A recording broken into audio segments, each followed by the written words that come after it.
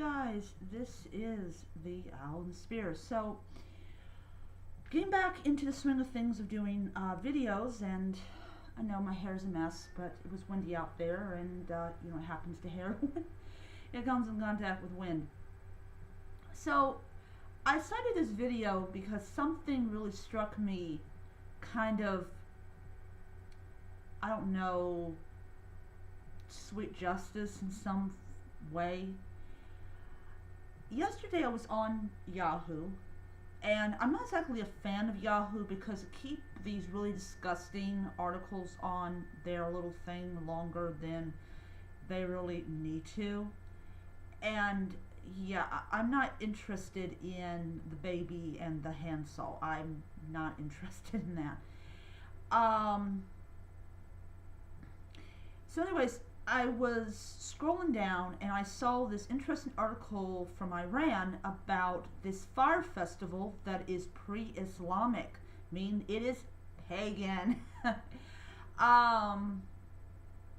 And there was like scores of people that were coming to this fire festival. It's supposed to basically be right before the New Year. It's connected to Zoroastrian practices, and hardliners want people to stop celebrating this thing, but they won't. They keep coming back year after year after year to celebrate this fire festival, which is, I think, pretty interesting. But that's not the part that really got my attention, besides the fact that everybody was, having fun, which is kind of weird in Iran.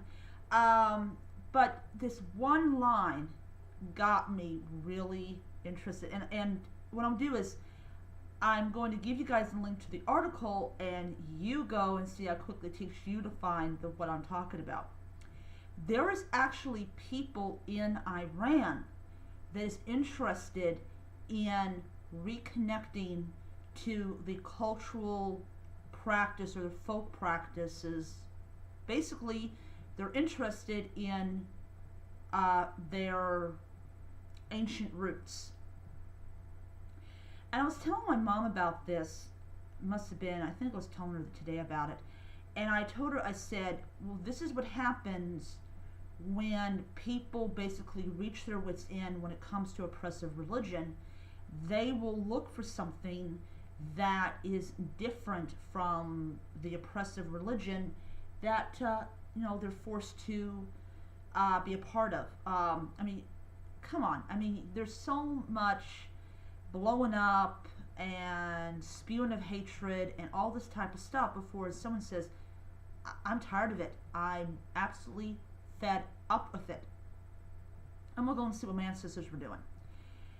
I'm going to tell you something. If there is a interest in your ancient culture, you probably are not alone in this, and probably there's like 100 or 200 people out there that are probably worshiping the Persian gods in secret, or they move to more tolerant countries where they can practice their religion more openly. Another thing that I found very interesting yesterday, I am a follower or a subscriber to this one channel. There are people in Rome. Let me take that back. Let me just stop for a second. I always say Rome when I should say Italy. I'm like, oh. I had a brain fart. Italy. And there was this Santarilla, I hope I pronounced it right.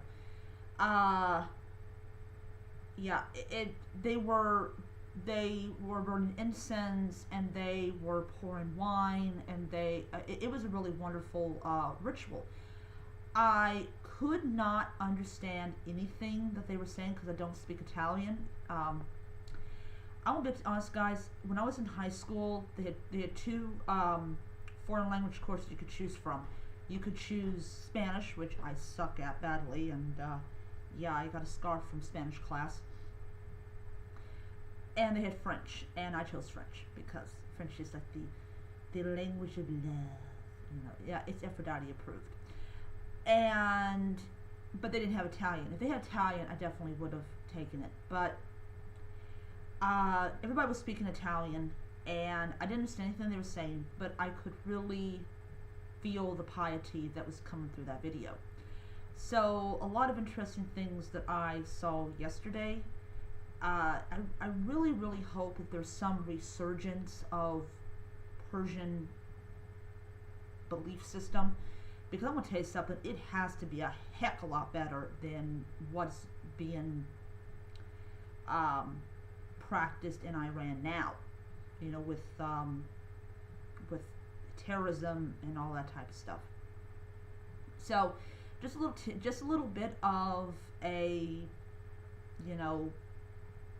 little bit of what I saw on the internet yesterday. I did not celebrate St. Patrick's Day, as I do not view it as a actual holiday. I'm sorry. I do have pride in my Irish heritage, but I really am proud of my Irish heritage all the time. But yeah, those groups, that group that managed to get into the parade, well, they weren't exactly liked by the other gays, because gay groups, because they were employees of this one station, and they were the sponsors of the St. Patrick's Day parade. Yeah. So I mean, I'm gonna be absolutely honest, guys. The police did not miss the New York mayor. Trust me, the police did not miss him. It's long, complicated. I think I talked about it in my last video. But yeah, I mean, the New York mayor, he's having some issues with the police. The police don't like him. But I don't think the police really missed him. They're probably saying, stay away next year. Stay away. Stay away. We don't want to see you again, ever.